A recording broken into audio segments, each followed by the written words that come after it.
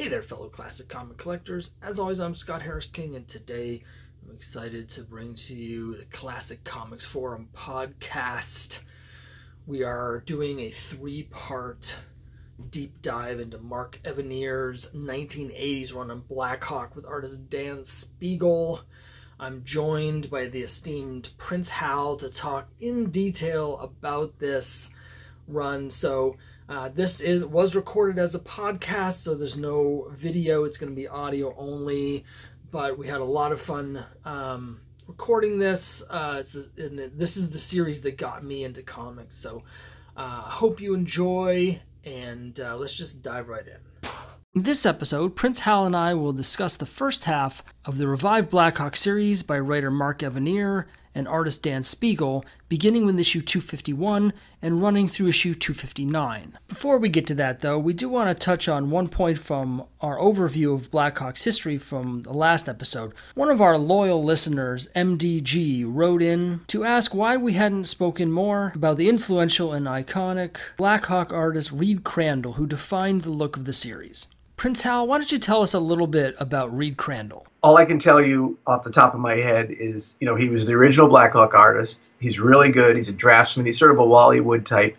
And I can remember actually reading him in the old Catholic school comic book. What was it called? Treasure Chest? Yes. And he used to draw for them. I want to say he did some of that anti-communism strip that they ran for about a year. This Godless Communism. Yeah, it sounds like he was channeling his Blackhawk experience. I guess so, yeah. We will be discussing Reed Crandall briefly in the next episode, but for now, let's jump right into it, what you've all been waiting for, Blackhawk by Mark Evanier and Dan Spiegel, starting with issue 251.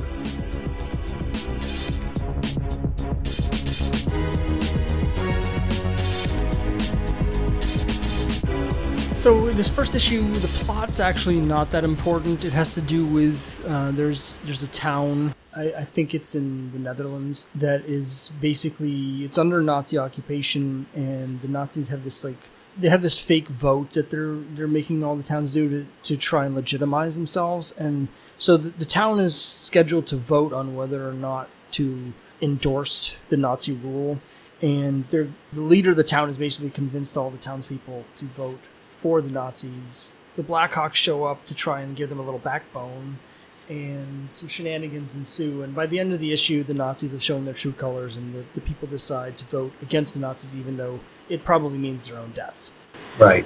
And it means the destruction of the art collection that one of them wants to preserve. Yeah, exactly. It turns out that the leader was trying to preserve all these artworks, and so he was sort of kowtowing to the Nazis, but then they ended up destroying all the artwork anyway. But besides the plot, there's a lot more important stuff here. I mean, it basically just serves as an introduction to all the characters to a new generation. And in a way, we'll talk about this a little bit later, they're kind of new characters as well. Actually, let's just talk about it right now. Sure. The continuity for Blackhawk is really screwy. There's the quality issues, and then the DC issues, and then there's the issues in the 1970s. Characters have been given multiple names, multiple origin stories that you can't really reconcile one from the other. So he makes the decision to take elements from all of these for the new version, but this is not actually building on previous continuity. This is like a hard reboot. And these versions of the characters are on Earth 1. They're the first and only versions of the Blackhawk characters that have ever appeared on Earth 1. So it's the main DC universe, but this is the 40s before any superheroes exist in Earth 1, which is why, they don't have Superman or whatever, because that's Earth 2 during the 40s. Right. And that all the previous versions of Blackhawk were either on Earth 2 or on Earth X, and he is not going to bother figuring out which stories were in which universes. Right. But the important part is we have these new versions of the characters that are basically starting from scratch, even though they're building on all of the previous stories in an abstract way. Right. And it made perfect sense, if you ask me. I mean, that was perfect. And I think somebody in a letters page actually was the one who suggested it. And Evanier said, yeah, let's do it. Earth 1 it is. Because then then you don't know if these guys are going to survive, and it allowed him to create a whole different set of events if he wanted, which he did. Yeah, I think it was a great decision too. The series also begins in 1940, so in terms of what's going on in the world at the time, it's still a year and a half before America's involved, and we're going to see this come up a couple times where there are basically some American war profiteers and Nazi sympathizers who show up from time to time. The Americans end up not coming off very well in this series, to be honest. We also get the origin of Blackhawk and the Blackhawk Squadron in this issue. It's a little unclear from this issue whether Blackhawk is Polish or Polish-American. It doesn't matter. He's in Poland, and his family's killed, so he takes up this sort of one-man resistance against them. He is a fighter pilot, so he gets a plane and he paints it black so that he can do these night missions without being seen. And this sort of urban legend about him grows where the locals call him the Blackhawk. He later teams up with Stanislaw, who is another fighter pilot, and as time goes on, they add the rest of the team. So the team, there's 7 of them. There's Blackhawk himself, and later on, we find out that his first name is Bart. This is apparently something that he was occasionally called Bart in earlier versions of the series. They don't say his last name, I don't think, anywhere in this run, although in previous versions his name was Bart Hawk, which is... Right. I think the first time I remember seeing that was in those Giordano issues, 242 and 43. It's not quite Blackagar Boltagon, but it's pretty close. You know, he also picks up an antagonist early on. It's Von Tepp, the German.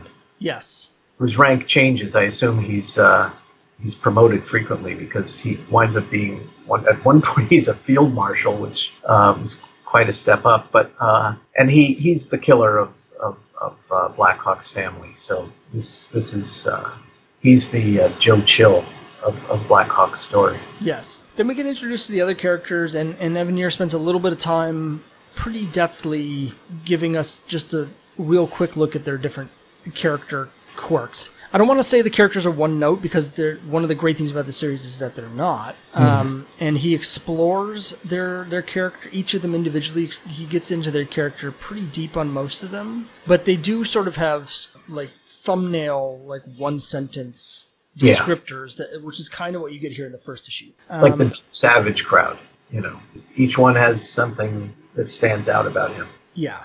For Stanislaw, he's basically the second in command, and his big thing, established right here in the first issue, is that he feels inadequate. He's living in Blackhawk's shadow, so he looks up to Blackhawk, but he also resents him. And this is going to be kind of the only real character note for Stan. But it's going to be developed a lot. It's a major theme with the character throughout the entire series. Yeah, to me, it just went on forever. So the other people on the team, there's Hendrickson, who is a World War I veteran, so he's much older than the rest of the characters. And his thing is basically like he's very experienced, and so he's always giving his opinion and trying to tell them, you should listen to me because I know what I'm talking about. And everyone kind of tunes him out because he's just a rambling old man. And, you know, it does get a little annoying with him all the time saying, you know, if you listen to me. There's Andre, who's sort of a stereotypical French lover boy. He's like an adventurer type, and his thing is that he takes too many risks and gets himself and the team into trouble because he's not really taking stuff seriously. And of all the characters, I feel like he actually got the least payoff. Well, he does get a payoff, but it didn't land for me. We'll talk about that in a little while. I think I'm with you on that. There's also Chuck, who's a Texan. And Chuck, his niche actually takes a little while to really come to the forefront. But it's basically that he is kind of an asshole. Yeah. He is always ragging on everybody and complaining about stuff. It does come back to bite him later on in a way that almost gets everybody killed.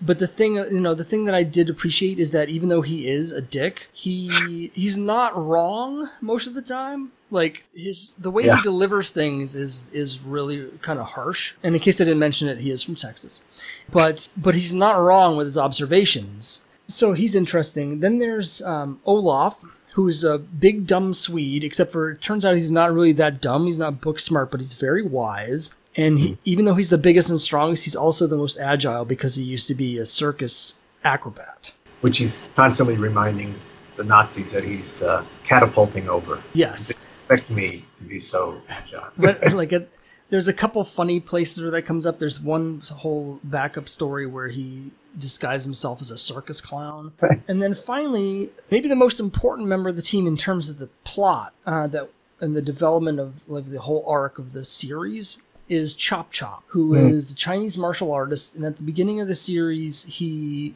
just known as Chop Chop. And unlike the rest of the team where they wear these matching black leather flight suits, he's got this sort of old-fashioned turn of the 20th century Chinese gown. Must have been what was considered traditional Chinese garb back in the 40s. Yeah, and he's going to quickly become a center of controversy for the book. First in the letter column, but then it's going to spill into the stories. And for me, it's the most interesting part of the series. Mm-hmm. It takes a little while to get there. I would agree.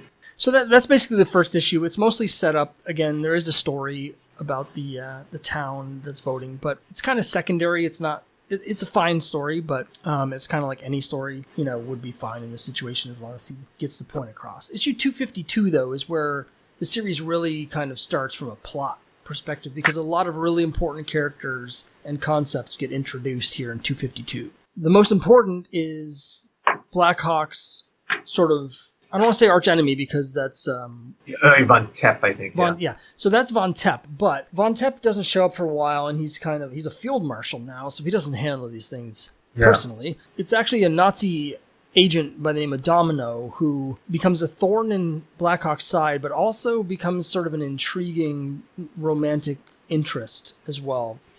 Evanier said that he wanted to sort of counter the unrelenting testosterone of the series by introducing a female character, but he did not want to use Lady Blackhawk. I guess he thought it would be more interesting to have a female antagonist to face off against Blackhawk. So Lady Blackhawk in the old ones, I think she even became, Lady Killer Shark or something like that. And, she went bad for a while, and I think they probably recognized it. That added something to the stories.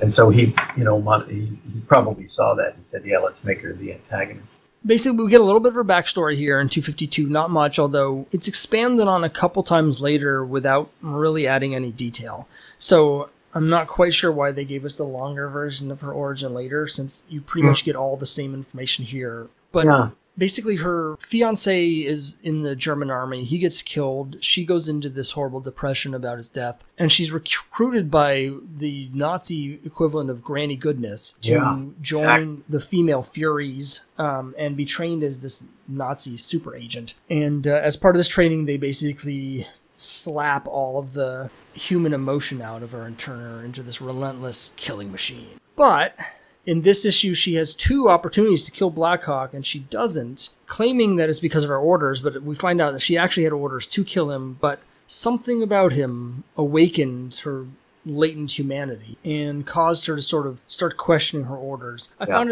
her to be a really interesting character. I like this sort of moral ambiguity where you have someone who's not an inherently bad person. She's been trained to be evil, and she's sort of subconsciously fighting against it while at the same time kicking everybody's ass. Yeah. My only problem with her was, it seemed to me, and this seemed to me something that was at the root of some of the problems with the book in general.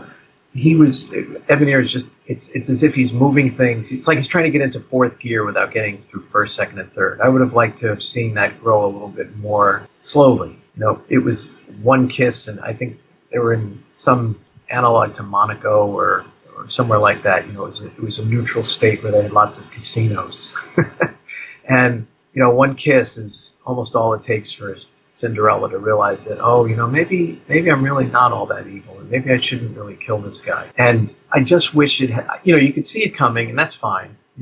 It's part and parcel of this kind of story, but I wish he had taken his time a little bit with it and strung it out more. That would be my criticism of that. Yeah, I agree. It's interesting because he does do that later on with some of the other stories. Yes, like in particular, well, we're getting ahead of ourselves, but I mean, you were talking about Chop Chop, and with that one, that definitely developed. I think it was an example of something where he got an idea, after a few issues and said, "Oh, this we could really develop," and then and it grew more naturally, put it that way, that whole plot. And to your point about sort of jumping into fourth gear without sort of earning it, Domino is only one aspect of this story, because in issue 252, he also introduces the classic Blackhawk, I don't even know what to call it, thing, the War Wheel, which is a gigantic metal wheel that just rolls over everything and crushes it.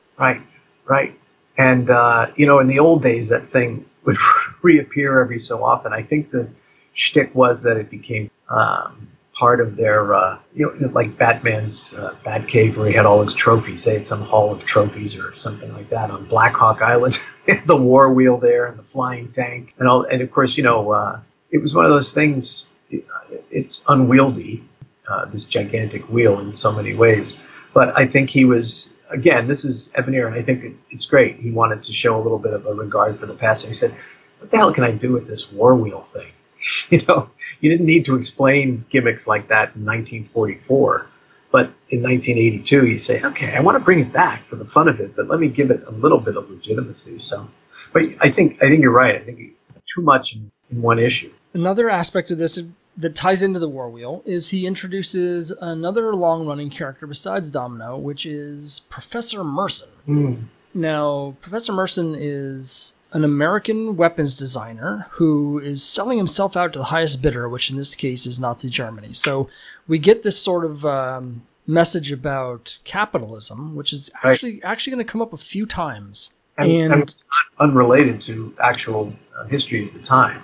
I mean, Nazi Germany was, a client of places like the Ford Motor Company and various other American corporations. Germany was building up its war machine. It was just fine for business. So I'm sure that's what he's, counting on us remembering. One good thing that the introduction of Professor Merson does is that it provides an explanation for not just the War Wheel, but all sorts of crazy nonsense that's going to come later on, because basically Professor Merson can use his science things to science up a bunch of crazy nonsense that we didn't have in our actual World War II, but which makes sense in the context of an Earth 1 World War II. Perfect sense.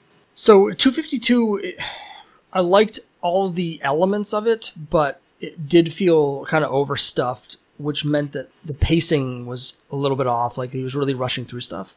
Yeah. 253, though, for me, is like the first really great issue of the series. This is a spotlight issue on Hendrickson. Basically, we find out it's looking at the fact that everyone kind of dismisses Hendrickson, his advice. He's just sort of an old man. And he, over the first couple issues, we've seen him a few times talking about his wife. The rest of the team is called into Allied headquarters, and they're like, you gotta get rid of Hendrickson because he's going crazy. All these letters he was writing to his wife, she's actually been dead for a year. And they're like, oh.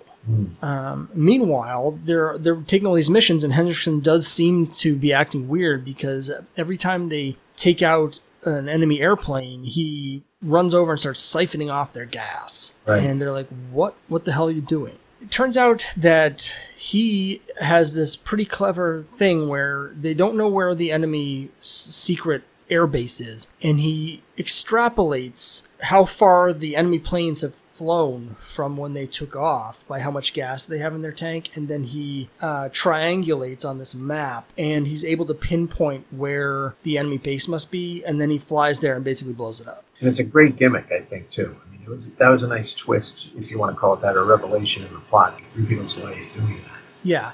There's also a really good idea that I don't think quite came off as well as it could have, where Hendrickson's story is being paralleled with that of a Nazi pilot. Right. And at the end of the issue, Hendrickson kills the Nazi pilot, and it was kind of like, it turns out that they have very similar backstories. It's just they happen to be on opposite sides of the war. I really like that idea. I've seen that before in other media. I feel like it didn't quite get enough play in this issue. Like, I almost wanted the story to be 5 pages longer so they could develop that aspect. Yeah, I agree with you. That the iconic scene on which this, not that he consciously based it on, but the one that always comes to my mind is from the novel All Quiet on the Western Front. And the German soldier encounters a French soldier in a foxhole in no man's land, strikes out at him, wounds him severely with his bayonet, and then they're forced to stay there for the better part of a full day, and he's watching the other guy die slowly. He can't do anything to help him, and the other guy can't do anything to save himself. And he starts to go through the guy's wallet after he dies and realizes who he was. And it's poignant to a great degree. And you're right. This could have been mined for a lot more emotion than it was. And I don't know. It's a little muddled. It's like a great idea that just didn't quite pan out at the end. Yeah, I almost felt like he had two really good stories that didn't quite fit together. I feel like they could have fit together. Yeah, it was almost like because both of them were good, and I thought, I don't know. I wonder if Evanier thought this thing was only going to have a run of like 4 or 5 issues, and it was going to be pulled out, and he just wanted to be as clever and as creative as he could with it in as short a period of time as possible. Just a stab in the dark. I don't know. He was brimming with ideas. He was a Blackhawks, so he loved the Blackhawks when he was a comics reader. So maybe he was just spilling it all out there. But I thought it was. And the other bit I didn't like in this one, because I liked the idea of Hendrickson writing to his wife, even though she had been dead for a year and all that. And this is the same attitude that the other pilots displayed towards Stan. They were just dumping on this guy. Constant. And it just seemed out of place, even though it was only the 3rd issue. I mean, this is supposed to be this elite core of, all for one and one for all guys. But then they sounded like, mean girls wearing flight jackets. And I just wish it could have been done in a subtler way, put it that way. Yeah, it's interesting because this actually continues through most of the series. Oh, yeah. They don't really seem like they're friends or teammates until, we're going to talk about this at length later on, until after Chop Chop leaves and the replacement guy comes in. And once they have someone that's not part of the group, the rest of them seem to come together and actually like each other and be teammates. Yeah. But it's not until there's an outsider that they stop being complete a-holes to each other all the time. Yeah.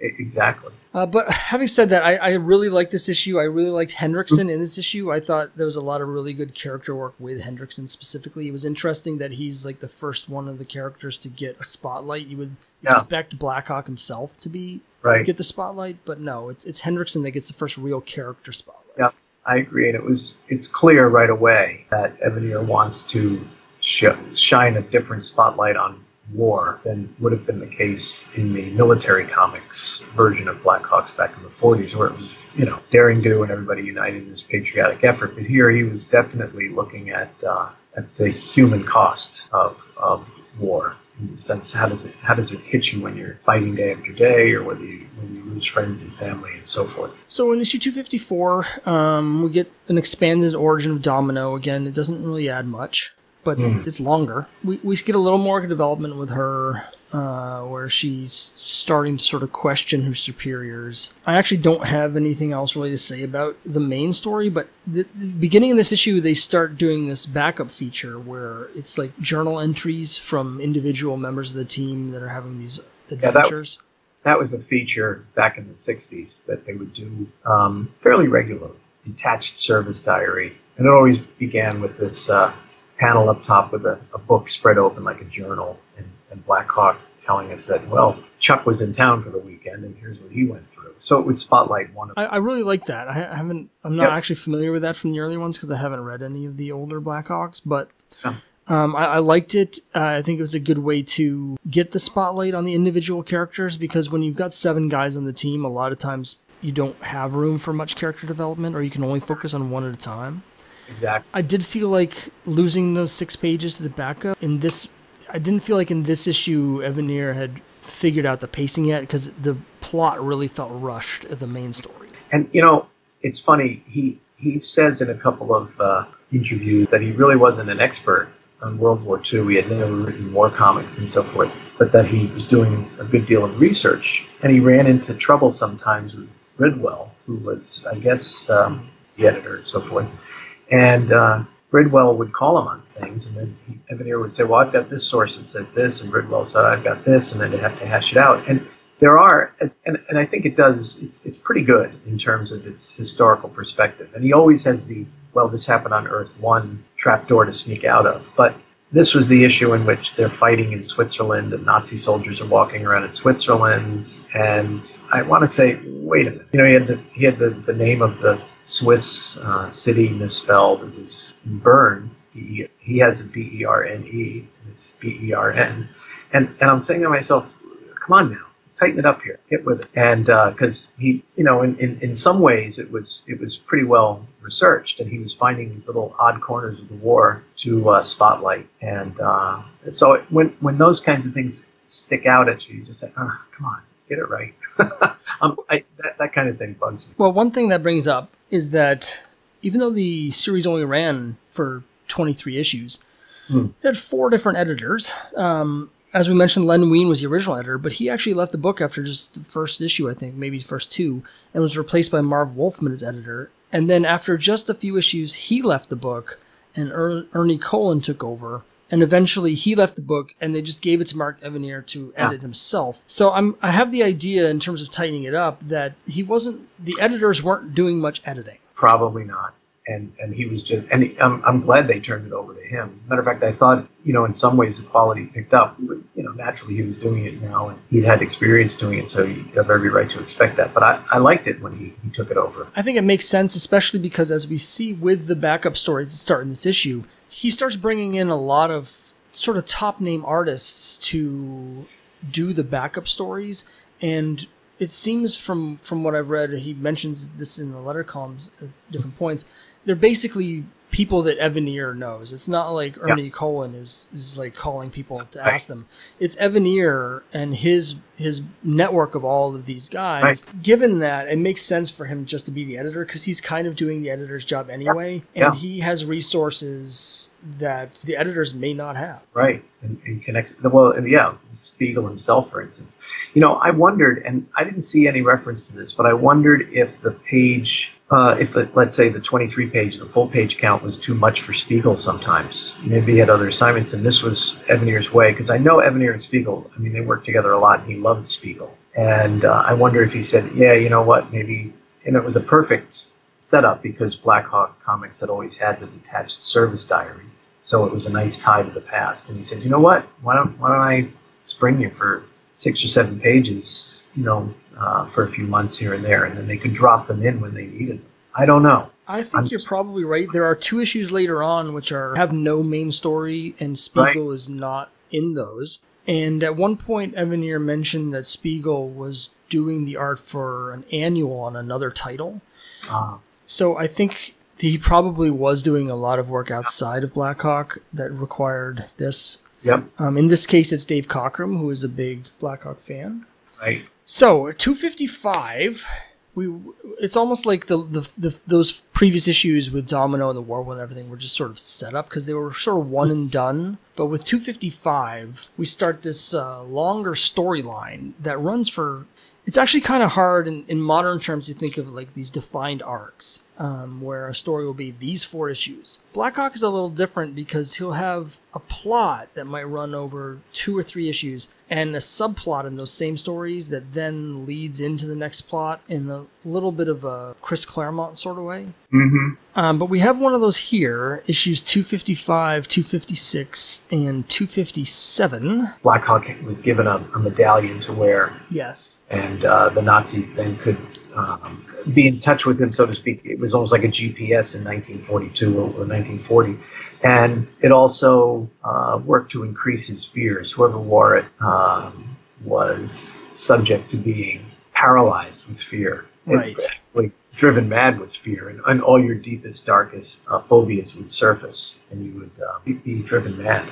Yeah, that's exactly right. So it's kind of funny where he accepts this medallion from a little girl, and it turns out that she's a circus midget who's a Nazi agent. That was a nice little bit. And as you say, the medallion gets these radio signals that drive whoever's wearing it crazy. But in Blackhawk's case, he has all these like crippling nightmares. And this issue, there's something that bugged me here. I sound like I really hate this thing, but there were, when you reread these 30 odd years later, you're saying to yourself, really?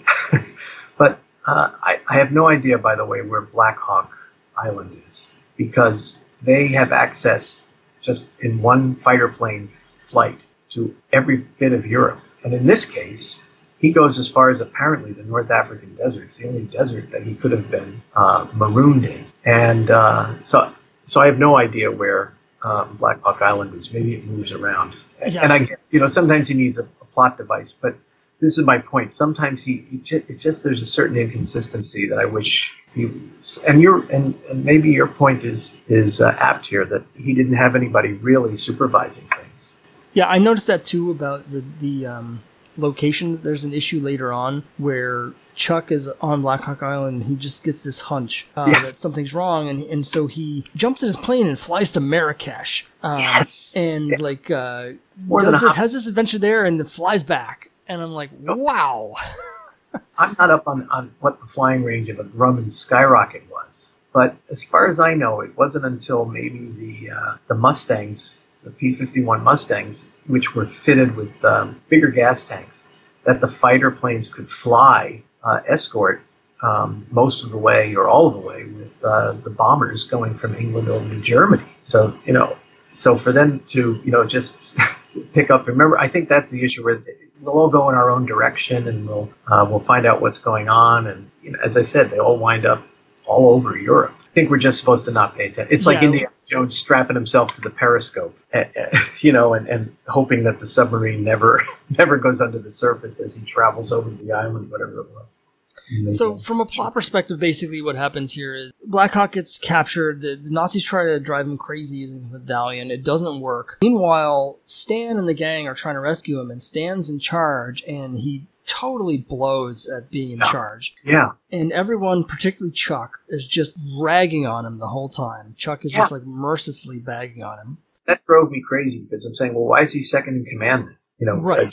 It's just because he knew Blackhawk the longest or something. And again, on the one hand, this crowd is supposed to be Hitler's deadly fearful of them. He knows them essentially all by name and by their dossiers. And these are the finest, best trained outfits that the Allies have. These guys look, it's basically a food fight whenever they're together. Yeah, and it's interesting that Stan, he's not good at this, but he's not good at anything compared to the other Blackhawks. Each have a specific thing. Like Olaf is the acrobat, and Henriksen is a sharpshooter, and Andre is a spy, so he can speak all these different languages, and Stan has no skills.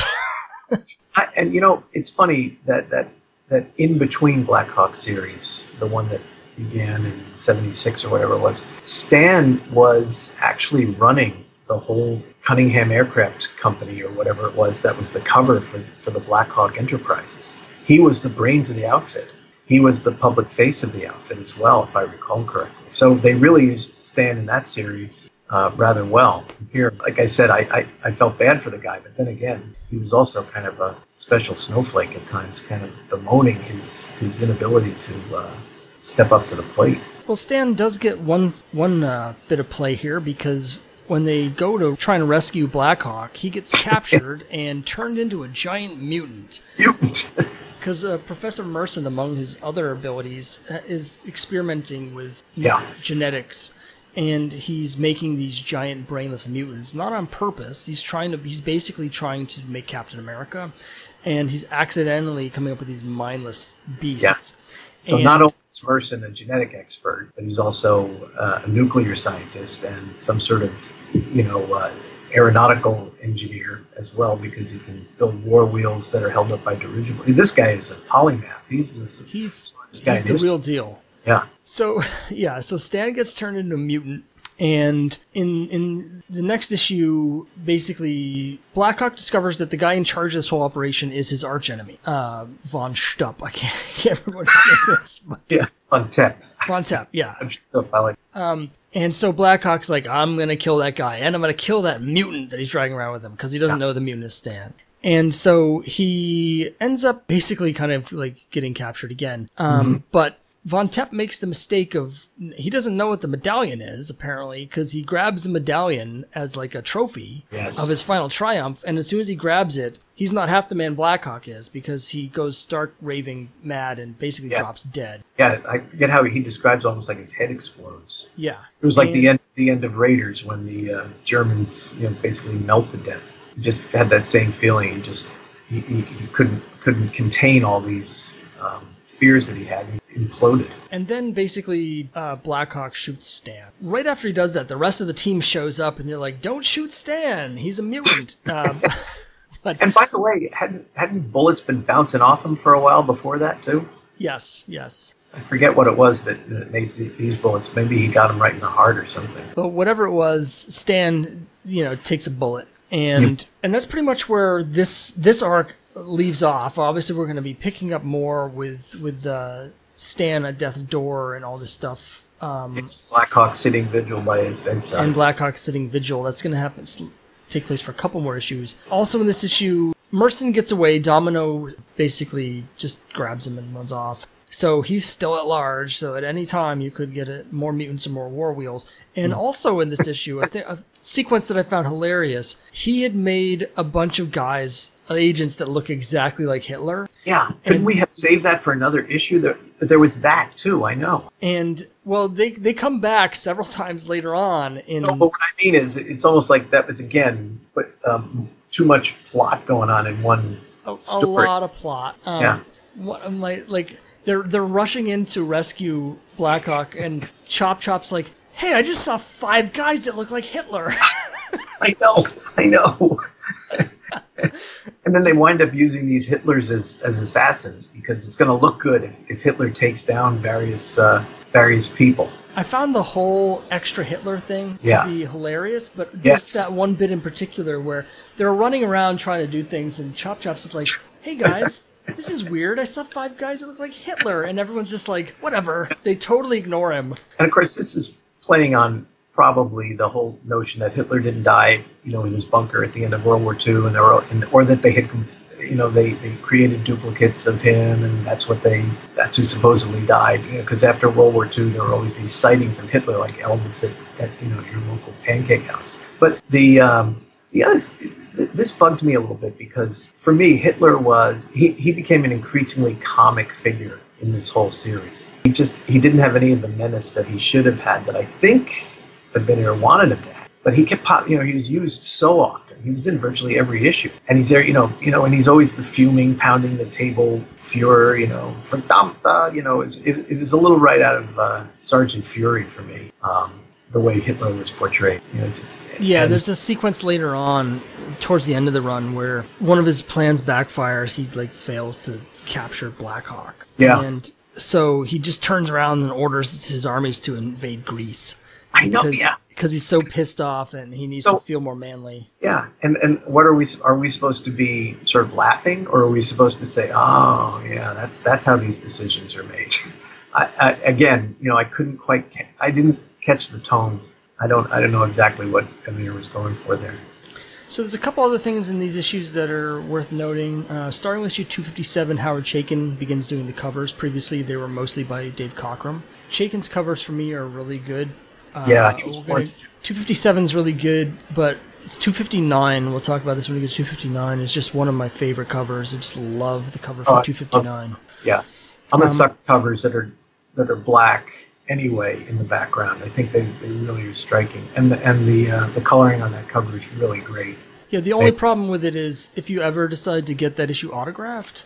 Oh yeah, there are a couple. You have to do it on the parachutes, right? Yeah, that are yellow. Yeah, well, because I have that issue autographed by Chaykin. Oh, no kidding. And he did not sign on the parachute. He signed with a black marker on the black background. Yeah. So you can't see unless you know it's there. Why doesn't that surprise me?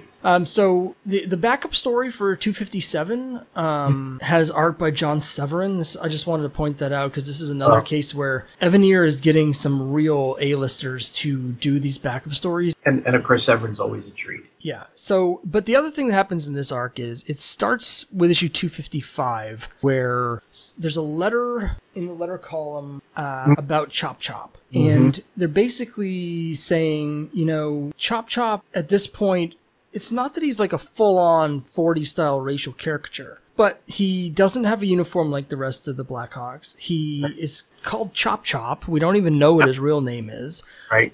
And so they're basically just saying, like, what are you doing with this guy? And in the next issue, Evanier follows up again with this, saying he's been thinking about it, and he wants to know what all the fans think about whether or not Chop should get a uniform like the rest of the Blackhawks, or whether he should wear his like classic smock. Yeah. Weren't you taken a little aback by that? I thought to myself, really? I've been wondering why he's dressed like this all along. this point. I mean, I know it was only 1982. That sounds like, a million years ago. But by then, had he come out with, it seems to me in those last two Giordano issues, Chop Chop, even though he had that dopey name, he was wearing a flight suit. The leather. He wasn't wearing the whatever that peasant costume or whatever that they used to put him in. And I wish Evanier would have just done it, because remember he talks about there was an editorial, I'd love to get a hold of that, in some Richmond, Virginia newspaper, in which a guy criticized him for not bringing him all the way back to that hideous caricature with the pigtail and the gigantic buck teeth and everything. So I don't know whether it was a wake-up call for Evanier, and he thought he was taking a stride forward, and then realized, what the hell, maybe he should be a full-fledged, so to speak, member of the team. Yeah, we'll talk a little bit more about that editorial. It's comes up in issue 263, where Evanier does a whole, instead of a letter column, there's a whole page of him just talking about this. So that's when the Chop Chop stuff really starts taking center stage. But it begins here, and I think you're right. It's interesting you mentioned this being 82, and even, it seems like a long time ago, but attitudes weren't that, they weren't what they are now, but they also weren't what they were in the 40s. There's a guy later on writes a letter into them basically saying, talking about the idea of Chop Chop getting a uniform, and he said it's interesting that he noticed as soon as this revival started that Chop Chop didn't have a uniform, but he never noticed it in the previous versions, because this is a guy who had read the 70s and the 60s edition. And so he talks in the letter about how it's interesting how societal attitudes have changed, where he noticed that now, but he didn't notice it in the 60s. But it is a little odd to me that Evanier asked what the fans thought. Part of me feels like that might have been disingenuous, like he was planning on doing this stuff anyway, and he was just like trying to get the fans involved in a decision that he was already going to do. Right. But I don't know. Like, I'm just spitballing because it seems like such an obvious thing in retrospect. Yeah, and it came so. In other words, if it were going to happen, it would have been something that would have been better if it had happened a little earlier, I thought. I agree. Although, because it just leaves it left it so open and undetermined whether was Evanier happy with this. There were very few hints before that Chop Chop was feeling any angst or resentment or anything like that. It suddenly was dropped in. Yeah, it's going to be a little while, even after he starts talking about the letter column, before Chop Chop actually starts expressing the stuff in the stories. So 258 is a Andre spotlight story, and for me, this is one of the weakest issues in the run. It just didn't work for me. You're talking about, this is the one with the Iwo Jima cover. Yes, right? This is the one where... The A-bomb. The A-bomb. So in this story, the Nazis are working on an atomic bomb, and they successfully develop it, and then they drop it on Blackhawk Island, because of all the places in the world that's a priority to blow up with an atomic bomb. It's not like London, it's Blackhawk Island. Right. Why not? Yeah, I thought that plot-wise, there are parts of it that I appreciated. I appreciated just how, like, batshit crazy it was to have the Germans successfully develop an atomic bomb in 1940 and then drop it on Blackhawk Island for no reason. So I appreciated that. And they were using that gigantic tunnel machine, right? Yes, I loved the mole machine or whatever. Mole machine, where they're like, they don't even use it for anything. It's a huge thing that can drill at incredible speeds through the earth, and the only thing they use it for is basically to drive back and forth between their houses. I know. It's just, again, this is what I mean. It's like Evanier has lots of ideas, but maybe he derived it from Kirby. He was a Kirby assistant for years. And, where Kirby would just, one issue, you'd say, oh my God, there's like 25 concepts there, but he could get away with it, I guess. Well, I found that to be funny. It didn't make any sense. I mean, none of the plot really made any sense in this issue. Well, you know what was going on, too? When I was rereading this, I'm looking, I'm going, wait a minute. Because, and when I looked at the dates, I realized, first of all, that was the second coming of the Cold War, so to speak. When I was very young in school, and we had air raid sirens going off in town, and they taught us to duck and cover under our desks and all this sort of thing because of potential atomic attack. People were building fallout shelters in their backyards. And then with Reagan and with the Reagan presidency, suddenly the nuclear clock was set to 10 seconds to midnight, and there was a great worry, a great anxiety about it. And one of the big touchstones of that time was this TV movie, The Day After. about what would happen to Kansas if it were attacked and an atomic bomb went off. And it was so much a part of the zeitgeist that, in schools, and I was a teacher, they were sending out packets to us. Here's how to teach this. Here's how to talk about it. Here's how to get kids ready for it if they watch it. And this was in the days when you didn't have to watch TV, or there was no VCRs really, and so forth. And so it was, and that was on the horizon. That movie hadn't come out yet, but the whole notion that we were close to a possible atomic war at any time was really palpable. And Evanier's, his heart was in the right place perhaps, but he has that horrible poem opening and closing the story, and then we have the atomic bomb going off in this thing. And of course, all the Blackhawks staring right at it. So who knows what the what the result would be for them 10 years later.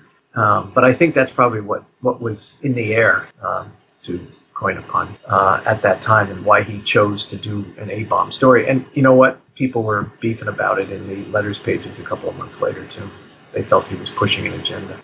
You know what? I don't think I actually read those letters because I did not make the connection with Day After Tomorrow. I remember I didn't watch that movie when it came out, but I was 10 when that was on, and it scared the shit out of me. Yeah. Oh, and that's what they said. Yeah, kids would be terribly frightened and so forth. Oh, yeah. We were. Oh yeah. Well, you remember, and being a little kid, it made it even more intense, perhaps. So, besides all the atomic bomb stuff, which didn't really work for me, even though I found the drill funny, what worked for me even less was the Andre character bits. In this issue, we have Blackhawk, and he's sitting vigil at Stan's bed, and very sort of randomly, but helpfully for Mark Evanier's plot, the Allies have sent this nurse to watch over Stanislav. Right. And throughout the first several issues, people, and mainly it's Blackhawk and Chuck, of course, who just bitches about everything, have been complaining about how reckless Andre is. And Andre treats everything like a game. Well, in this issue, he makes time with this nurse, and then they drop an A-bomb on the island, and in the chaos, as everyone's running around doing stuff, they totally forget the nurse is even there, and they just leave her on the island to get blown up. And then at the end, Andre's like, oh my god, the nurse got blown up. And they're like, well, maybe Andre's going to take things more seriously now. And I was like, it's a little too pat. And by a little too pat, I mean like way too pat. Yeah. It also was like, how in God's name did they forget the nurse was there? And in the panel where first it's Chuck and Andre talking to each other over the stretcher bearing Stanislaus out. And you check the visitor barrack. You check the visitor barrack. Oh, I get it. There's going to be some confusion there. By the way, the nurse never even gets a name. I mean, I was hoping. I assume it's Pam Hawley. Yeah, they're the only ones who die in wars. You're right. And that ending was so mawkish. It was just really a bad thing. And you know what? Here's the thing. It's the thing I noticed too. Andre is okay. So he's apparently a little bit upset, because he's sort of praying or something at the end. But Chop Chop, of all people, looks at him and says, hey, we're only human. We can't save everyone. He might as well be saying, hey, shit happens. Yes. Yeah, she's just a freaking nurse. We didn't know her name. And oh, well, we can't do it for everybody. And I'm thinking to myself, okay, I can see somebody saying that perhaps, but not Chop Chop. That character, there's been no evidence that he would speak like that. And then Blackhawk saying, well, I think the war is starting to make sense to him now, or something like that. He's taking it seriously now. I just, oh my God, I want to just stick a finger down my throat and puke. It's just, and you know what the thing is? I'm being really captious perhaps, but because I read the Evanier blog pretty regularly, a few times a week, and he comments on this and that, and I enjoy it. And he writes well. And I'm thinking to myself, well, he was just a guy, and he was about 30 or so when he was doing this, so I should cut him a little bit of a break. But it's just, I mean, how does that get past somebody? I don't know. Even old Dan Spiegel maybe should have said, hey, come on, Mark. This is a little too maudlin and kind of disingenuous. Yeah, but it just, not only that, but it also just, I didn't believe it on a character level. Exactly. Yeah. No way did I believe that. And then unless I missed something. Because I went back to it and I said, I'm going to check it. I don't think it's ever mentioned again. Like, Andre is not haunted by ghosts the way Stanislaus and Blackhawk are frequently haunted by ghosts and their memories and so forth and their dreams and all this sort of thing. Not Andre. Okay, moving on from the A-bomb death of this nurse that I had a quick shack up. Yeah, exactly.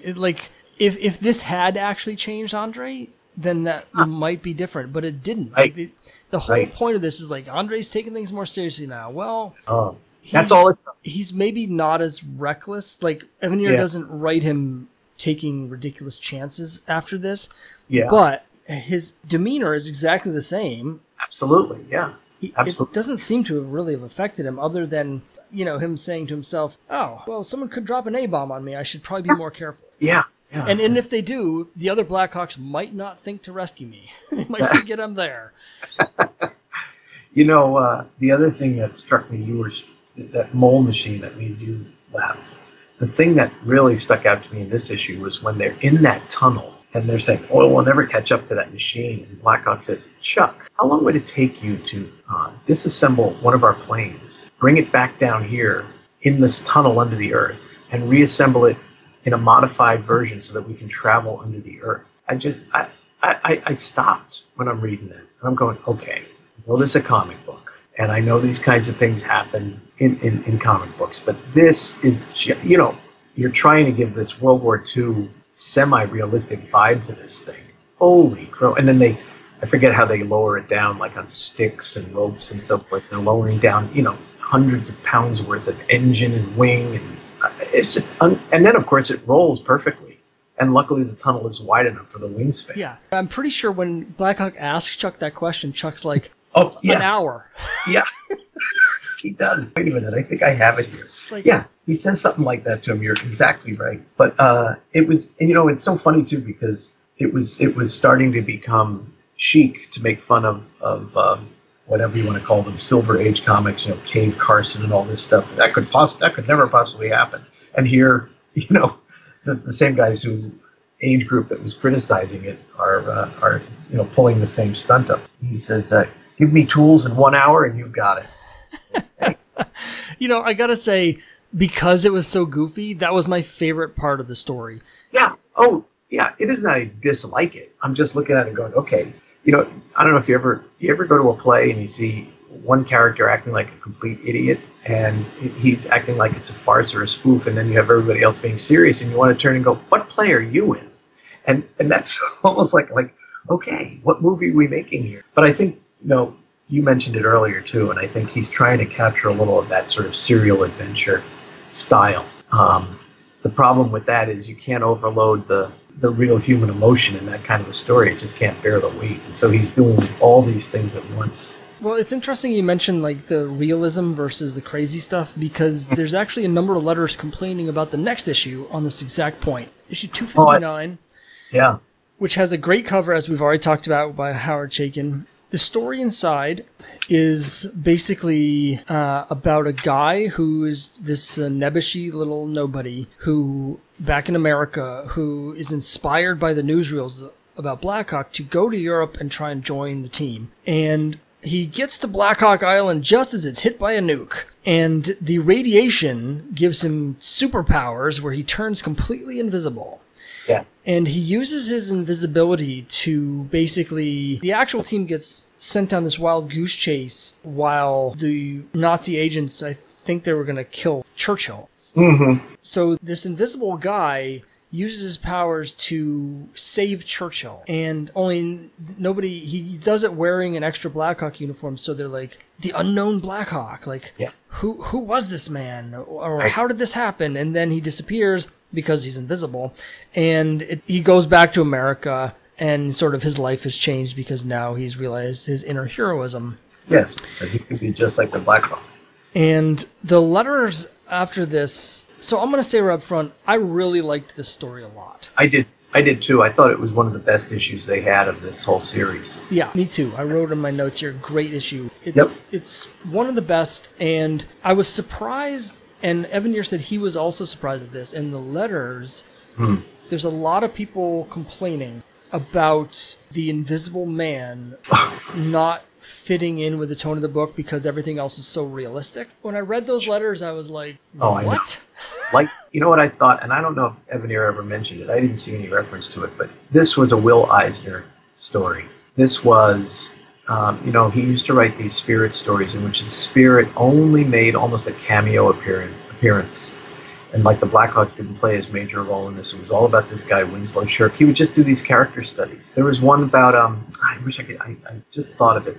But it was a guy with a similar kind of a funny name. And he finds out he can fly. And he just flies. He has his arms stretched out. He's flying over the city. And it gives Eisner an excuse to tell some whimsical little, fable, parable, whatever you want to call it. And he did this quite often. And I think this was Evanier not stealing, truly paying homage to Eisner, because even the way the narration is written reminds you of one of those Eisner spirit stories. It so reminds me of that kind of approach that Eisner used to take. Yeah, I loved it. There are a couple other interesting things that happen in this issue. One of them, which we've touched on earlier, we can circle back to now, which is Blackhawk is sitting vigil over Stan. And the other members of the team are like, Stan, he resents Blackhawk, and they're basically tell Blackhawk that Blackhawk is being an a-hole. Yeah. And so Blackhawk has a heart-to-heart where he tells Stan that he's tortured by fears of being a bad leader and getting all his men killed, and he's sorry he's put on this sort of air of invincibility that is making Stan feel second-rate. And they sort of patch things up, and our Invisible Man sort of sees the whole thing happen and sheds an invisible tear over it. Mm. And that was a nice sequence of panels there with the glasses. I loved the art in this issue. There was one great part where he's invisible, but you can see he's there because of these glasses. And Evanier had this word balloon. He's like, the other Blackhawks are so distracted they don't even notice the floating glasses. Yeah. And of course, and the statue they have of the unknown Blackhawk makes him look like he's a superhero in a uniform with a machine gun and everything. It was just really well done, I thought. And then we also get a backup story that gives us Chop Chop's origin. And in the backup story, now there's certain aspects of this backup story that were a little weird because it involved like a secret Chinese outpost in the middle of the Swiss Alps and also ninjas.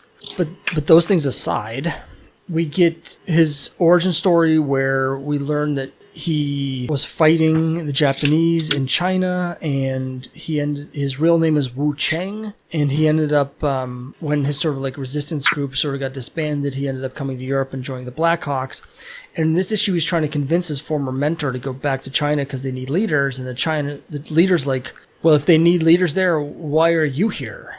Get off my back, dude. And Chop Chop really takes that to heart, and this is going to start. This is where the stuff happening in the letter column about Chop Chop starts coming out in the character, beginning with this backup story. Right. He finally does that. But we'll get to that and much more next episode, beginning with an epic 3-part story that can only be called Too Many Hitlers. That's it for this time. I hope you enjoyed listening to this episode of the Classic Comics Forum podcast. I hope you'll join us next time that we do an episode of the podcast for more deep dives into some of the great and sometimes not so great comics of the past. Let me know what you think in the comments down below, and I'll see you next time.